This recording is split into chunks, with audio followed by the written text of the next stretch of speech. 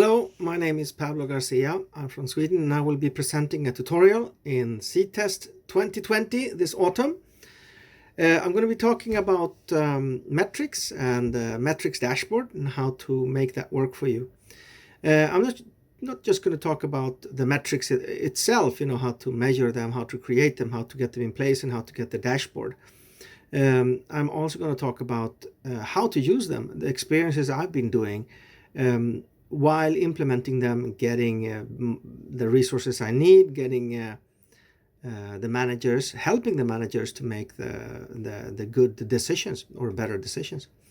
I'm also going to talk about the dangers of metrics, of course, and how to get started from the beginning, how to really get things in place. I've also added a part of metrics regarding agile and safe, because it's just been exploding with the new metrics, especially within the safe area.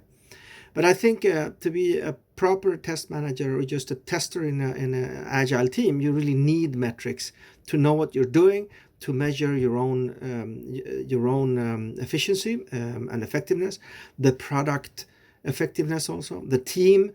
We're going to talk about measurements in all different kinds of ways, and that will really help you.